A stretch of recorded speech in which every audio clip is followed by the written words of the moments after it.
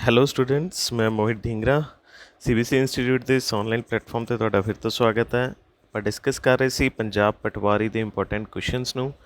ਤਾਂ ਇਸ ਤੋਂ ਪਹਿਲਾਂ ਆਪਾਂ ਪਾਰਟ 3 ਤੱਕ ਕਵਰ ਕਰ ਚੁੱਕੇ ਸੀ। ਅੱਜ ਆਪਾਂ ਪਾਰਟ 4 ਡਿਸਕਸ ਕਰਾਂਗੇ। ਆਈ ਹੋਪ ਤੁਸੀਂ ਪਾਰਟ 3 ਤੱਕ ਸਾਰੇ ਕੁਐਸਚਨਸ ਨੂੰ ਦੇਖ ਲਿਆ ਹੋਊਗਾ, ਸਮਝ ਲਿਆ ਹੋਊਗਾ ਅਤੇ ਯਾਦ ਕਰ ਲਿਆ ਹੋਊਗਾ। ਬਹੁਤ ਹੀ ਜ਼ਿਆਦਾ ਇੰਪੋਰਟੈਂਟ ਕੁਐਸਚਨਸ ਹੈ ਅਤੇ ਉਹਨਾਂ ਚੀਜ਼ਾਂ ਨੂੰ ਜੋ ਵੀ ਮੈਂ ਤੁਹਾਨੂੰ ਦੱਸਿਆ ਤੁਸੀਂ ਨਾਲ ਨਾਲ ਕਾਪੀ ਪੈਨ ਚੱਕ ਕੇ ਉਹਨੂੰ ਨਾਲ ਨਾਲ ਲਿਖ ਵੀ ਸਕਦੇ ਹੋ, ਹੈ ਨਾ।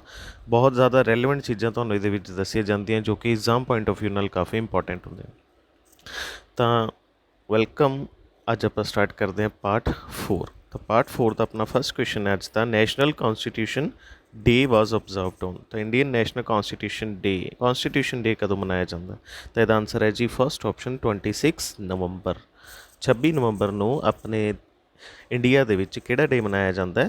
ਕੌਨਸਟੀਟਿਊਸ਼ਨ ਡੇ, ਜਾਂ ਫਿਰ ਇਹਨੂੰ ਆਪਾਂ ਹੋਰ ਕੀ ਬੋਲ ਦਿੰਦੇ ਹਾਂ, ਇੱਦਾਂ ਵੀ ਪੁੱਛ ਸਕਦੇ ਸੰਵਿਧਾਨ ਦਿਵਸ ਕਦੋਂ ਮਨਾਇਆ ਜਾਂਦਾ ਹੈ? ਸੰਵਿਧਾਨ ਦਿਵਸ ਜਾਂ ਕੌਨਸਟੀਟਿਊਸ਼ਨ ਡੇ ਮਨਾਇਆ ਜਾਂਦਾ ਹੈ 26 ਨਵੰਬਰ। ਕਿਉਂ ਮਨਾਇਆ ਜਾਂਦਾ ਹੈ?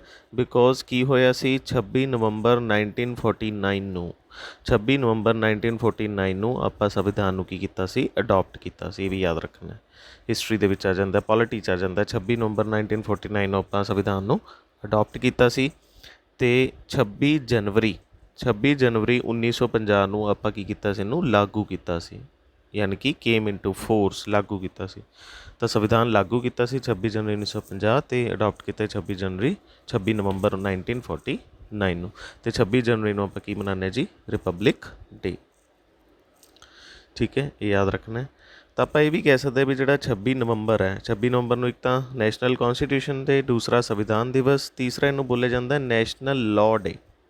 ਇਹ ਵੀ ਯਾਦ ਰੱਖਣਾ, ਨੈਸ਼ਨਲ ਲਾਅ ਡੇ। ਨੈਸ਼ਨਲ ਲਾਅ ਡੇ ਵੀ ਕਦੋਂ ਮਨਾਇਆ ਜਾਂਦਾ ਹੈ? 26 ਨਵੰਬਰ, ਇਹ ਬੋਲਿਆ ਜਾਂਦਾ ਇਸ ਦਿਨ ਨੂੰ। ਚੌਥਾ ਆਪਾਂ ਨੂੰ ਇਹ ਕੁਐਸਚਨ ਆ ਸਕਦਾ ਹੈ ਵੀ ਦੱਸੋ ਇੰਡੀਆ ਦੇ ਪਹਿਲੇ ਫਸਟ ਲਾਅ ਮਿਨਿਸਟਰ ਕੌਣ ਸੀ? First law minister of India. India ਦੇ ਪਹਿਲੇ ਲਾਅ ਮਿਨਿਸਟਰ ਕੌਣ ਸੀ? ਇਹਨਾਂ ਦਾ ਨਾਮ ਵੀ ਕੀ ਹੈ? Doctor BR Ambedkar. Doctor BR Ambedkar. ਅਤੇ ਡਾਕਟਰ BR ਅੰਬੇਦਕਰ ਨੂੰ ਆਪਾਂ ਹੋਰ ਕੀ ਬੋਲਦੇ ਹਾਂ ਜੀ? Father of Indian ਕੌਨਸਟੀਟਿਊਸ਼ਨ।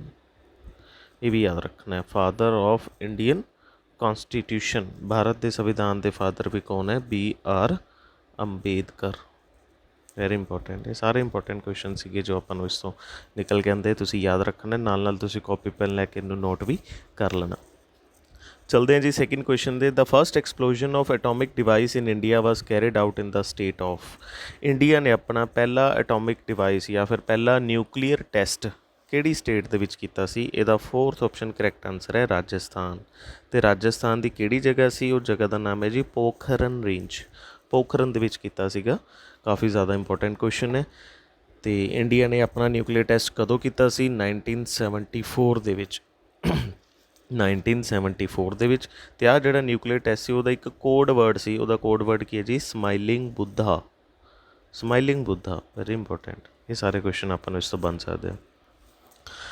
ਤਾਂ 1974 ਦੇ ਵਿੱਚ ਇੰਡੀਆ ਨੇ ਪੋਖਰਨ ਦੇ ਵਿੱਚ ਰਾਜਸਥਾਨ 'ਚ ਸਮਾਈਲਿੰਗ ਬੁੱਧਾ ਇਹਦਾ ਕੋਡ ਵਰਡ ਸੀ, ਆਪਣਾ ਨਿਊਕਲੀਅਰ ਟੈਸਟ ਕੀਤਾ ਸੀ, ਜੋ ਕਿ ਪਹਿਲਾ ਐਟੋਮਿਕ ਨਿਊਕਲੀਅਰ ਟੈਸਟ ਸੀ ਇੰਡੀਆ ਦਾ। ਇਸ ਤੋਂ ਇਲਾਵਾ ਆਪਾਂ ਕੀ ਕੱਢ ਸਕਦੇ ਹਾਂ ਕੁਐਸਚਨ 'ਚੋਂ?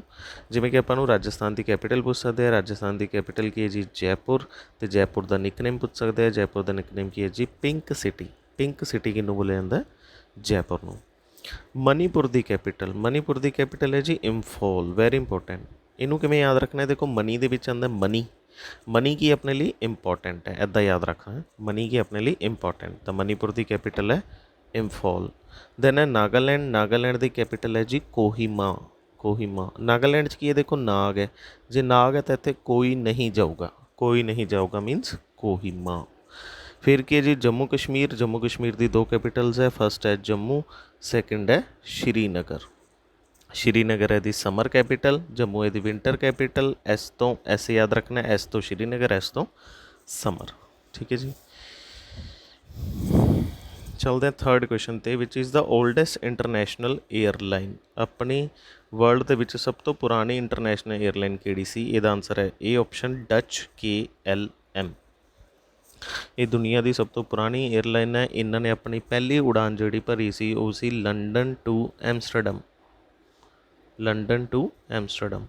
ਪਹਿਲੀ ਉਡਾਨ ਇਹਦੇ ਵੱਲੋਂ ਭਰੀ ਗਈ ਸੀ ਡੱਚ KLM ਵੱਲੋਂ, ਲੰਡਨ ਟੂ ਐਮਸਟਰਡਮ। ਅਤੇ ਇੰਡੀਆ ਦੀ ਵਰਲਡ ਦੀ ਸਭ ਤੋਂ ਪੁਰਾਣੀ ਏਅਰਲਾਈਨ ਹੈ ਡੱਚ KLM। देखो एक अपन क्वेश्चन हो रहा सकता भी अपनी भारत सरकार ने भी ਕੀਤਾ ਰੀਜਨਲ ਕਨੈਕਟੀਵਿਟੀ ਲਈ। ਰੀਜਨਲ ਕਨੈਕਟੀਵਿਟੀ ਮਤਲਬ ਵੀ 에ਅਰ ਟਰੈਵਲ ਨੂੰ ਅਫੋਰਡੇਬਲ ਅਤੇ ਵਾਈਡ ਸਪਰੈਡ ਬਣਾਉਣ ਲਈ, ਜੋ ਕਿ ਜਿਹਦੇ ਵਿੱਚ ਇਹ ਸੋਚਿਆ ਗਿਆ ਵੀ ਸਾਰੇ ਜਿਹੜੇ ਏਅਰਪੋਰਟਸ ਉਹਨੂੰ ਆਪਸ ਦੇ ਵਿੱਚ ਕਨੈਕਟ ਕੀਤਾ ਜਾਵੇ, ਰੀਜਨਲ ਕਨੈਕਟੀਵਿਟੀ ਕੀਤੀ ਜਾਵੇ, ਇੱਕ ਸਟੇਟ ਤੋਂ ਦੂਸਰੀ ਸਟੇਟ ਵੀ, ਇੱਕ ਸ਼ਹਿਰ ਤੋਂ ਦੂਸਰੇ ਸ਼ਹਿਰ ਨੂੰ ਵੀ ਏਅਰ ਦੇ ਮੀਡੀਅਮ ਨਾਲ ਕਨੈਕਟ ਕੀਤਾ ਜਾਵੇ। ਉਹਦੇ ਲਈ ਇੰਡੀਅਨ ਗੌਰਮੈਂਟ ਦੀ ਇੱਕ ਸਕੀਮ ਹੈ, ਉਹਦਾ ਨਾਮ ਹੈ ਜੀ ਉਡਾਨ। ਤਾਂ ਆਪਾਂ ਨੂੰ ਉਡਾਨ ਸਕੀਮ ਦੀ ਫੁੱਲ ਫਾਰਮ ਪੁੱਛ ਸਕਦੇ ਆ। ਉਡਾਨ ਸਕੀਮ ਦੀ ਫੁੱਲ ਫਾਰਮ ਹੈ उड़े देश का आम नागरिक। उड़े देश का आम नागरिक, ये अपन फुल फॉर्म एग्जाम च पूछ सकता है। उड़े देश का आम नागरिक।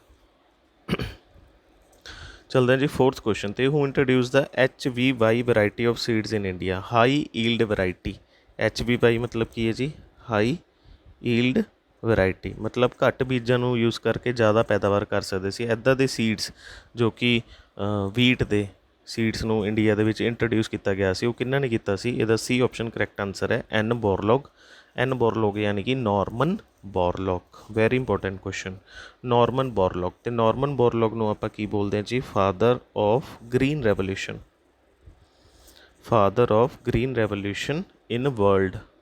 ਦੁਨੀਆ ਦੇ ਵਿੱਚ ਜਿਹੜੇ ਫਾਦਰ ਆਫ ਗ੍ਰੀਨ ਰੈਵੋਲਿਊਸ਼ਨ ਮੰਨੇ ਜਾਂਦੇ ਆ ਉਹ ਕੌਣ ਹੈ? ਨਾਰਮਨ ਬੋਰਲੋਗ।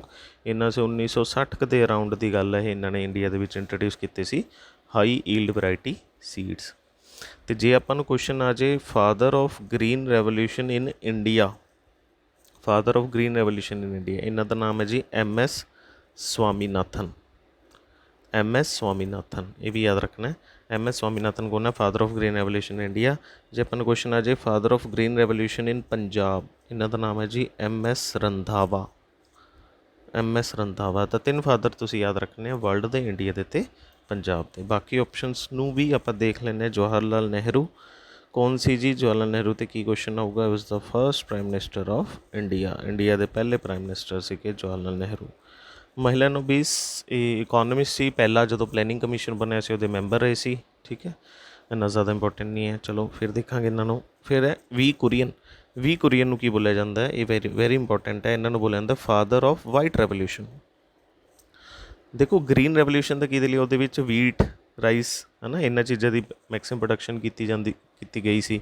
ਵਾਈਟ ਰੈਵੋਲਿਊਸ਼ਨ ਦੇ ਵਿੱਚ ਕੀ ਸੀਗਾ? Maximum production of milk the maximum production ਨੂੰ ਕਿਹਾ ਗਿਆ ਵਾਈਟ ਰੈਵੋਲਿਊਸ਼ਨ। ਅਤੇ ਇਹਦੇ ਫਾਦਰ ਹੈ ਜੀ ਵਰਗੀਸ ਕੁਰੀਅਨ। ਵਰਗੀਸ ਕੁਰੀਅਨ। ਤਾਂ ਇਹਨਾਂ ਨੇ ਇੱਕ ਆਪਰੇਸ਼ਨ ਵੀ ਚਲਾਇਆ ਸੀ, ਉਸ ਆਪਰੇਸ਼ਨ ਦਾ ਨਾਮ ਵੀ ਯਾਦ ਰੱਖਣਾ, ਆਪਰੇਸ਼ਨ ਫਲੱਡ। Operation flood. ਤਾਂ ਮਿਲਕ ਦੀ ਮੈਕਸਿਮਮ ਪ੍ਰੋਡਕਸ਼ਨ ਲਈ ਆਪਰੇਸ਼ਨ ਫਲੱਡ ਚਲਾਇਆ ਗਿਆ ਇਹਨਾਂ ਵੱਲੋਂ। ਅਤੇ ਵਰਗੀਸ ਕੁਰੀਅਨ ਨੂੰ ਆਪਾਂ ਹੋਰ ਕੀ ਬੋਲਦੇ ਹਾਂ? ਇਹਨਾਂ ਨੂੰ ਬੋਲਿਆ ਜਾਂਦਾ milk man of India. Milk man of India. ਇਹ ਸਾਰੇ ਦੇਖੋ ਇੰਪੋਰਟੈਂਟ ਕੁਐਸਚਨਸ ਹੀ ਬਣਦੇ ਆ, ਤੁਹਾਨੂੰ ਮੈਂ ਨਾਲ ਨਾਲ ਦੱਸ ਰਿਹਾ। ਮਿਲਕ ਮੈਨ ਆਫ ਇੰਡੀਆ ਕਿਹਨੂੰ ਬੋਲਿਆ ਜਾਂਦਾ? ਇੱਦਾਂ ਆਪਾਂ ਨੂੰ ਕੁਐਸਚਨ ਹੋਊਗਾ। ਵਰਗੀਸ ਕੁਰੀਅਨ, ਆਪਰੇਸ਼ਨ ਫਲੱਡ ਚਲਾਇਆ, ਹੈ ਨਾ। Then father of white revolution ਵੀ ਬੋਲਦੇ ਆ। ਚਲੋ ਚੱਲਦੇ ਜੀ ਨੈਕਸਟ ਕੁਐਸਚਨ 'ਤੇ। The first history book was written by. ਪਹਿਲੀ ਹਿਸਟਰੀ ਦੀ ਬੁੱਕ ਕਿਹਨੇ ਲਿਖੀ ਸੀ? ਇਹਦਾ ਆਨਸਰ ਹੈ ਜੀ ਫੋਰਥ ਆਪਸ਼ਨ, ਹੀਰੋਡੋਟਸ। ਹੀਰੋਡੋਟਸ ਯਾਨੀ ਕਿ ਹੀਰੋਡੋਟਸ ਦਾ 'ਤੇ ਆਪਾਂ ਨੂੰ ਇਹ ਕੁਐਸਚਨ ਵੀ ਆ ਸਕਦਾ, who is known as father of history.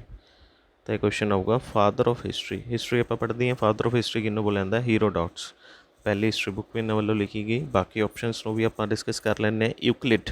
ਯੂਕਲਿਡ 'ਤੇ ਕੀ ਕੁਐਸਚਨ ਆਊਗਾ? ਯੂਕਲਿਡ 'ਤੇ ਕੁਐਸਚਨ ਆਊਗਾ Euclid is known as father of geometry. Father of geometry. ਆਪਾਂ ਮੈਥਮੈਟਿਕਸ ਦੇ ਵਿੱਚ ਆਪਾਂ ਜਿਓਮੈਟਰੀ ਪੜ੍ਹਦੇ ਹਾਂ, ਹਾਇਰ ਮੈਥਸ ਦੇ ਵਿੱਚ।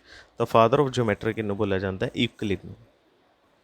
ਨੈਕਸਟ ਆਪਾਂ ਨੂੰ ਕੁਐਸਚਨ ਆਊਗਾ ਅਰਿਸਟੋਟਲ 'ਤੇ, ਵੈਰੀ ਇੰਪੋਰਟੈਂਟ, ਅਰਸਤੂ। ਇਹਨਾਂ ਨੂੰ ਕੀ ਬੋਲਿਆ ਜਾਂਦਾ? Father of biology.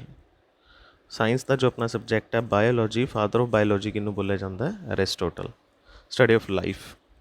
Biology is the study of life. ਅਤੇ ਦੂਸਰਾ ਅਰਿਸਟੋਟਲ ਨੂੰ ਬੋਲਿਆ ਜਾਂਦਾ ਫਾਦਰ ਆਫ ਜੀਓਲੋਜੀ।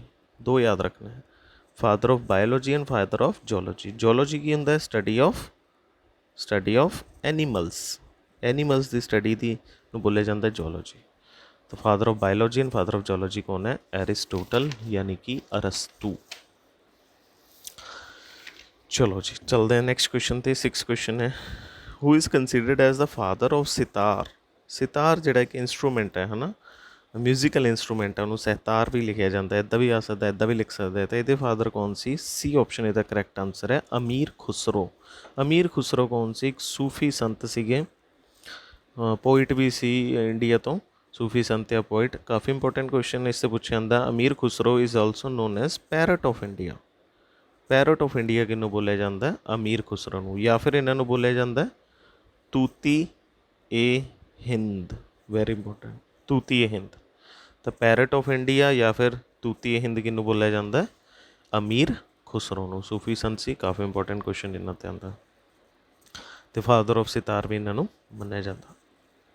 चलते जी 7th क्वेश्चन। तो 7th क्वेश्चन की है? Lala Lajpat Rai is the author of the book. आपको पता जी लाला लाजपत राय, लाला लाजपत राय अपने फ्रीडम फाइटर सीगे। इन्हों होर की बोलिया जाता है? पंजाब केसरी भी बोलिया जाता है। पंजाब केसरी, पंजाब केसरी लाला लाजपत राय। हिस्टरी च आप इन्होंने बारे कदों पढ़ते हैं? जो आप स्वदेशी मूवमेंट पढ़ते हैं। लाल बाल पाल दे विच मेन हिस्सा सी। लाल बाल ते पाल, लाल मतलब लाला लाजपत राय। तो इन्होंने की कीती सी? स्वदेशी मूवमेंट की सी। स्वदेशी मूवमेंट, स्वदेशी मूवमेंट इन्होंने कदों की सी? 1905 ਦੇ ਵਿੱਚ। फॉरन प्रोडक्ट से उन्होंने जलाया गया ਸੀਗਾ हिस्टरी ਦੇ ਵਿੱਚ ਜਦੋਂ ਬੰਗਾਲ ਡਿਵੀਜ਼ਨ ਹੋਈ ਸੀ, ਹੈ ਨਾ, ਉਸ ਤੋਂ ਬਾਅਦ ਉਹਦੇ ਵਿੱਚ ਇਹਨਾਂ ਦਾ ਮੇਨ ਰੋਲ ਸੀ। ਤੇ ਇਹਨਾਂ ਦੀ ਬੁੱਕ ਦਾ ਨਾਮ ਦੱਸਣਾ ਹੈ। ਬੁੱਕ ਦਾ ਨਾਮ ਹੈ ਜੀ unhappy India. Unhappy India, very important book, unhappy India. Lala Lajpat Rai ji ਤੇ ਕੁਐਸਚਨ ਇੱਕ ਹੋਰ ਆ ਸਕਦਾ ਹੈ। ਲਾਲਾ ਲਾਜਪਤ ਰਾਏ ਨੇ ਕੀ ਕੀਤਾ ਸੀ? He was also the founder of PNB। PNB ਮਤਲਬ ਪੰਜਾਬ ਨੈਸ਼ਨਲ ਬੈਂਕ। ਤਾਂ ਪੰਜਾਬ ਨੈਸ਼ਨਲ ਬੈਂਕ ਦੇ ਫਾਊਂਡਰ ਵੀ ਕੌਣ ਸੀ? ਲਾਲਾ ਲਾਜਪਤ ਰਾਏ। ਆਪਾਂ ਨੂੰ ਕੁਐਸਚਨ ਆ ਸਕਦਾ ਪੰਜਾਬ ਨੈਸ਼ਨਲ ਬੈਂਕ ਦੇ ਹੈੱਡਕੁਆਟਰਸ ਕਿੱਥੇ ਜੀ? ਇਹਦੀ ਨਿਊ ਦਿੱਲੀ ਦੇ ਵਿੱਚ। ਇਹ ਵੀ ਯਾਦ ਰੱਖਣਾ। ਚਲੋ ਬਾਕੀ ਆਪਸ਼ਨ ਨੂੰ ਡਿਸਕਸ ਕਰ ਲੈਂਦੇ ਹਾਂ। ਬਾਕੀ ਫਸਟ ਹੈ ਜਿਵੇਂ ਸੈਕਿੰਡ ਆਪਸ਼ਨ ਕੀ ਹੈ? हाँ, फस्ट ऑप्शन है India divided. India divided book किन्ने लिखी सी? राजेंद्र प्रसाद ने। Very important, Rajendra Prasad. राजेंद्र प्रसाद कौन है? Rajendra Prasad was the first president of India. India के पहले प्रेजिडेंट सीगे राजेंद्र प्रसाद। हुण देखो इनू याद किवें रखना है? आपां नूं किसी ने प्रसाद दिता, प्रसाद नूं आपां की करदे हुंदे आ? डिवाइड कर दिंदे, वंड दिंदे ना सारे च। तो इंडिया डिवाइडेड बुक किन्ने लिखी? राजेंद्र प्रसाद ने। Very important. अगली बुक डिस्कस करते हैं हिंद स्वराज। हिंद स्वराज लिखी अपने बापू जी। बापू जी कौन है जी? महात्मा गांधी। महात्मा गांधी जी ने बुक लिखी सी हिंद स्वराज। ठीक है। नैक्सट है mother India. Mother India book भी तुहानूं एग्जाम च पूछ सकते हैं। ये लिखा सी Catherine Mayo. Catherine Mayo, M तो मदर, एम तो मेयो। कैथरीन मेयो ने बुक लिखी मदर इंडिया। चलो नैक्सट है जी क्वेश्चन, फिर बुक तो क्वेश्चन है हू रोट पंचतंत्रा। तो हिस्टरी की काफ़ी इंपॉर्टेंट बुक्स आ रही हैं। पंचतंत्रा बहुत सारी शॉर्ट स्टोरीज की कलैक्शन है। Panchatantra very important book. इस बुक को लिखा से विष्णु शर्मा। Very important, Vishnu Sharma. इनू याद किवें रखना है? देखो विष्णु भगवान है, विष्णु जी की सरवारी 5 मुख वाला सप होंदी है। तो 5 मुख वाला सप होंगे तो 5 याद रखना है। पंचतंत्रा बुक ने लिखी विष्णु शर्मा। नैक्सट है बाकी ऑप्शन देखते हैं। व्यास, महर्षि वेद व्यास। वेद व्यास जी ने की लिखी सी? महाभारत। जो अजकल आप लॉकडाउन के काफ़ी देखी है महाभारत। इनू किन्ने देखे लिखा? महर्षि वेद व्यास। रामायण भी आप देखिए, रामायण किन्ने लिखी सी? महर्षि वाल्मीकि, है ना। सारे ने लॉकडाउन के यही काम ही किया होगा, रामायण तो महाभारत देखी। तो रामायण नू लिखा सी महर्षि वेद व्यास। चलो चलते जी 9th क्वेश्चन ते। तो 9th क्वेश्चन की है? On 2 December which day observed in technology world. 2 December ਨੂੰ ਕਹਿੰਦੇ ਕਿਹੜਾ ਡੇ ਮਨਾਇਆ ਜਾਂਦਾ? Very important question. 2 December ਨੂੰ ਮਨਾਇਆ ਜਾਂਦਾ ਕੰਪਿਊਟਰ ਲਿਟਰੇਸੀ ਡੇ। ਕੰਪਿਊਟਰ ਦੀ ਸਾਖਰਤਾ ਦਿਵਸ। ਯਾਨੀ ਕਿ ਆਪਾਂ ਚਾਹੁੰਦੇ ਹਾਂ ਵੀ ਪੂਰਾ ਦੇਸ਼, ਪੂਰਾ ਵਰਲਡ ਕੰਪਿਊਟਰ ਲਿਟਰੇਟ ਬਣੇ, ਹੈ ਨਾ। तो कंप्यूटर अपने एग्जाम च भी आता है, कंप्यूटर का यूज़ भी हर जगह है। इस करके कंप्यूटर की लिटरेसी बढ़ाने लिए ये डे मनाया जाता है 2 December को, computer literacy day. Who is known as father of computer. Question क्या होगा? फादर ऑफ कंप्यूटर कौन है जी? इन्हों का नाम है Charles Babbage. Charles Babbage. Charles Babbage is known as father of computer. चलो सैकेंड ऑप्शन भी डिस्कस कर लेने। National technology day. National technology day कदों मनाया जाता है? 11 मई। क्यों मनाया जाता? Very important. आप हुणी पिछे पढ़ के आए भी इंडिया के विच की सीगा? न्यूक्लियर टैसट किया गया सी पोखरण राजस्थान के विच, है ना। तो उहदी याद दे विच 1974 के विच, है ना, उहदी याद दे विच ही 11 मई नूं नैशनल टैक्नोलॉजी डे मनाया जाता। Very important. चलो 1 December 2 December नूं तां की है? Computer literacy day. 1 December नूं की मनाया जाता है? AIDS day. Very important, AIDS day. AIDS की रोकथाम लिए डे मनाया जाता है। AIDS day 1 December। इनू किवें याद रखना है? आ सी 1 ਤੇ ਆ ਸੀ ਦਸੰਬਰ, 1 ਦਸੰਬਰ ਵਿੱਚੋਂ ਯਾਦ ਰੱਖਣਾ 1 ਦਸੰਬਰ ਨੂੰ ਕੀ ਮਨਾਇਆ ਜਾਂਦਾ, ਏਡਸ ਡੇ। ਏਡਸ ਦੀ ਫੁੱਲ ਫਾਰਮ ਤੁਹਾਨੂੰ ਪਤਾ ਹੀ ਹੈ, ਐਕਵਾਇਰਡ ਇਮਿਊਨੋ ਡੈਫੀਸ਼ੀਐਂਸੀ ਸਿੰਡਰੋਮ।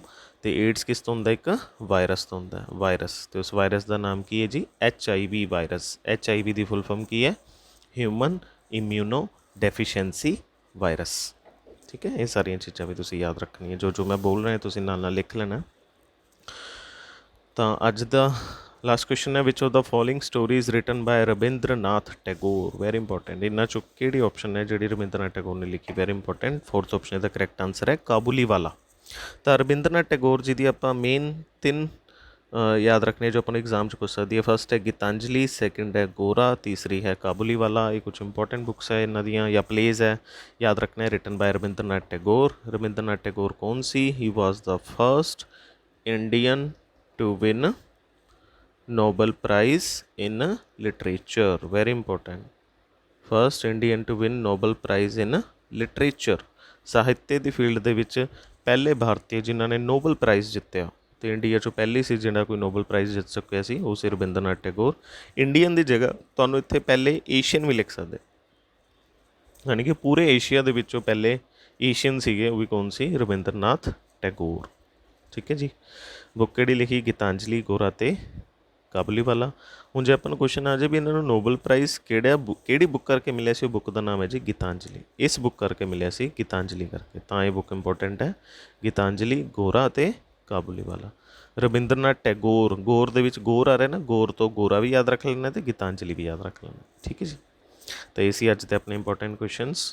ਅਤੇ ਆਈ ਹੋਪ ਤੁਹਾਨੂੰ ਕੁਐਸਚਨਸ ਪਸੰਦ ਆਏ ਹੋਣਗੇ, ਤੁਸੀਂ ਇਹਨਾਂ ਕੁਐਸਚਨਸ ਨੂੰ ਯਾਦ ਕਰ ਰਹੇ ਹੋ। ਤਾਂ ਇਹ ਸੀ ਪਾਰਟ 4, ਹੈ ਨਾ। ਚੰਗੀ ਤਰ੍ਹਾਂ ਇਹਨਾਂ ਕੁਐਸਚਨਸ ਨੂੰ ਯਾਦ ਕਰ ਲੈਣਾ, ਕਾਫੀ ਅੱਛੇ ਕੁਐਸਚਨ ਨੇ ਪੰਜਾਬ ਪਟਵਾਰੀ ਲਈ ਜਾਂ ਹੋਰ ਵੀ ਜਿਹੜੇ ਐਗਜ਼ਾਮ ਹੈ ਹੁਣ ਅੱਗੇ ਆਉਣੇ ਆ ਉਹਨਾਂ ਲਈ, ਸਾਰਾ ਸਟੈਟਿਕ ਪੋਰਸ਼ਨ ਨੂੰ ਕਵਰ ਕੀਤਾ ਜਾਂਦਾ। ਇਹ ਚੀਜ਼ਾਂ ਤੁਹਾਨੂੰ ਕਿਤੇ ਵੀ ਨਹੀਂ ਦੱਸੀਆਂ ਜਾਣਗੀਆਂ, ਹੈ ਨਾ। ਪੂਰੀ ਡੈਡੀਕੇਸ਼ਨ ਨਾਲ ਮੈਂ ਤੁਹਾਨੂੰ ਪੜ੍ਹਾ ਰਿਹਾ, ਅਤੇ ਕਾਫੀ ਸਾਰੀਆਂ ਚੀਜ਼ਾਂ ਮੇਰੀ ਕੋਸ਼ਿਸ਼ ਰਹਿੰਦੀ ਮੈਂ ਤੁਹਾਨੂੰ ਹਰ ਚੀਜ਼ ਜੋ ਵੀ ਐਗਜ਼ਾਮ ਦੇ ਵਿੱਚ ਆਉਣੀ ਉਹ ਦੱਸ ਪਾਵਾਂ। ਚਲੋ ਮਿਲਦੇ ਜੀ ਨੈਕਸਟ ਪਾਰਟ ਦੇ ਵਿੱਚ। Best of luck.